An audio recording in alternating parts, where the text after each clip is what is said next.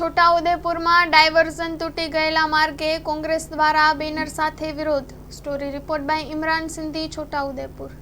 નિવેદનો તો બહુ થયા, હવે આ છેલ્લો પ્રયાસ બાકી હતો એમને બોલાવવાનો, એ કરી રહ્યા છે અમે। અને વધુ નહીં કહેતો, પણ આ જે ડ્રાઈવર્ઝન છે એને તાત્કાલિક ધોરણે ચાલુ કરે એવી જ અમારી માંગ છે। કરવું હોય ને તો બધું અઠવાડિયાની અંદર બી થઈ જાય એવું છે, પણ આ સરકારની નીતિ જ કંઈ અલગ છે કે જે છોટાઉદેપુર જિલ્લો ટ્રાઇબલ બેલ્ટ આદિવાસી વિસ્તાર છે એના માટે ભોગ ભોગવી રહેલા છે એવું લાગી રહ્યું છે અમને। કોન્ટ્રાક્ટરો અમને એવું જાણવા મળ્યું છે કે 3 થી 4 દિવસની અંદર અમે આ ડ્રાઈવર્ઝન ચાલુ કરી આપીએ, પણ આ અધિકારીઓ અને આ નેતાઓ છે ને એમને વર્ક ઓર્ડર આપતા નથી, એવું વાયકા ચાલુ રહી છે, લોકવાયકા।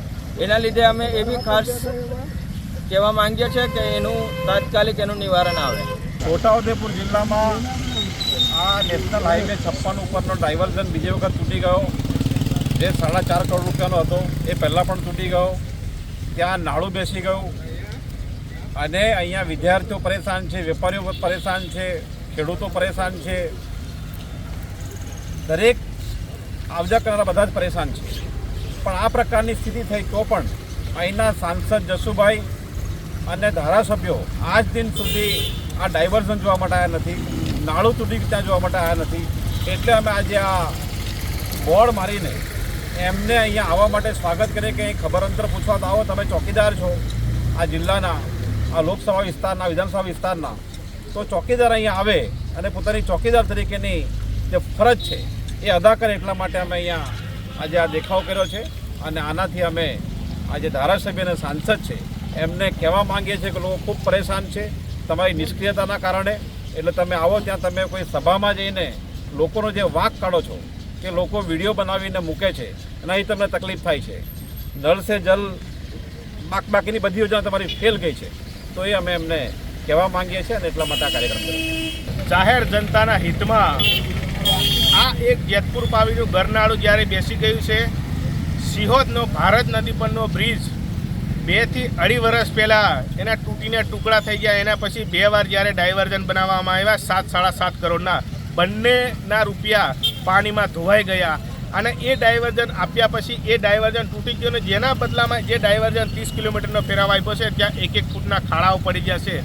ત્યારે અમારી આ તંત્ર અને આ જે મુખ્ય છોટાઉદેપુર જિલ્લાના કહેવાતા મુખ્ય ચોકીદારો એમને અમારે એ કહેવા માંગીએ છીએ કે તમે જ્યારે વડોદરાની અંદર જ્યારે ગંભીરા બ્રિજ તૂટ્યો અને ત્યાં નિર્દોષ લોકોના મૃત્યુ થયા અને એ બ્રિજની તાત્કાલિક મંજૂરી આપી દીધી કે 212 કરોડ રૂપિયાની અંદર જ્યારે મંજૂર થઈ ગયો હોય, ત્યારે આ બ્રિજને મંજૂર થતાં 2 વર્ષ લાગે, એનું કામ શરૂ થતાં 1 વર્ષ લાગે, તો એ જ છોટાઉદેપુર લોકસભાની અંદર એ બ્રિજ પણ છોટાઉદેપુરની અંદર આવે છે અને આ છોટાઉદેપુર જિલ્લો પણ છોટાઉદેપુર લોકસભામાં આવે છે। ત્યારે આ કહેવાતા ચોકીદારો કોઈ નિર્દોષ લોકોના મૃત્યુ થાય એની રાહ જોઈ રહ્યા છે, એ બ્રિજ તૂટે ત્યારે કોઈ નિર્દોષનું એની અંદર મોત થાય તો એની રાહ જોઈ છે। તમે તમામ બ્રિજનું સર્વે કરાવી તાત્કાલિક એનું ડિમોલેશન કરી અને નવા બ્રિજો તાત્કાલિક મંજૂરી મળવા જોઈએ। અને જો તમારી ઓકાત અને તાકાત ના હોય તમે ચૂંટાયેલા પ્રતિનિધિ તરીકે, તો તમે રાજીનામું આપી દો।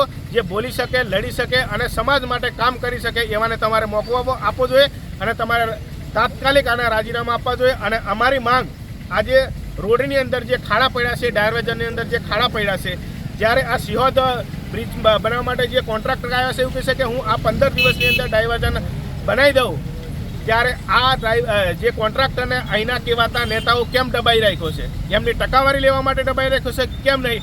આ જ્યારે આ જેતપુરનું સામાન્ય એક ગરનાળું બેસી ગયું છે તો એની હાલત પણ તાત્કાલિક રિપેરિંગ થઈ જાય છે, પરંતુ આ નેતાઓ અને આ તંત્ર બિલકુલ નમાલું પેદા થયું છે, તેથી આ લોકોને હાલાકી વેઠવી પડશે।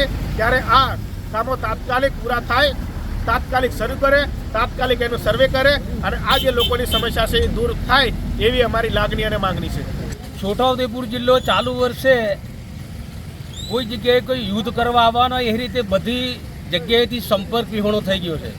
પ્રજા ત્રાહિમામ છે, વેપારીઓ ત્રાહિમામ છે, ખેડૂતો, વિદ્યાર્થીઓ તમામ ક્ષેત્રે નિષ્ફળ ગયેલી આ ભાજપની સરકાર, આ સરકારે આ જિલ્લાને એટલો બધો નજરકેદ કરી દીધો છે કે 2 વર્ષ આગળ આ જે ભારત નદીનો પુલ તૂટી ગયો, ડાયવર્ઝન બનાવવામાં આવ્યું, ડાયવર્ઝન પણ પહેલા વર્ષ સાથે નાશ પામી ગયું। આ બાજુ છોટાઉદેપુર જિલ્લાની અંદર એમપીને જોડતો એ બાજુ પુલ એક જમીનદોસ્ત થઈ જવાની તૈયારીમાં છે. આ બાજુ પાવીની બાજુમાં એક ગરનાળું તૂટી જવાની તૈયારીમાં. અમારો આ રતનપુરવાળો પુલ પણ જર્જરિત હાલતની અંદર, પેલી બાજુ બોડેલીવાળો પુલ એ પણ નાશ પામવાની તૈયારીમાં. તો હવે આપણા ગુજરાતના આપણા સીએમ અને અમારા એવા ગણાતા પ્રભારી મંત્રી ભીખુસિંહ પરમાર સાહેબને પણ વિનંતી કરીએ કે તમે અહીંયા મોટા ફેરા મારો છો તો તમે આગોતરું આયોજન કરો. આ એક ગરનાળું એક જ પહેલા વરસાદે તૂટી જાય તો છોટાઉદેપુર જિલ્લાએ શું ગુનો કર્યો?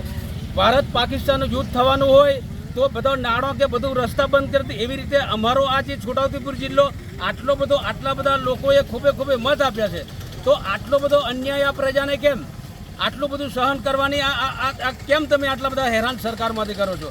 સરકાર બધી રીતે સફળ થઈ હોય તો આટલો બધો અન્યાય કેમ? એક બાજુ ગરનાળું તૂટવા, આ એક વરસાદે હમણાં અમને એવું જાણવા મળે છે કે કોન્ટ્રાક્ટર હમણાં વહેલી તકે તાત્કાલિકના ધોરણે અમે આ ગરનાળું ચાલુ કરી દઈએ એવું જાણવા મળે છે, પણ અધિકારીઓ અને રાજકીય નેતાઓની મિલીભગતના કારણે આ ગરનાળું તૈયાર થવાની એની અંદર ભેદભાવ રાખી રહ્યા છે આ લોકો.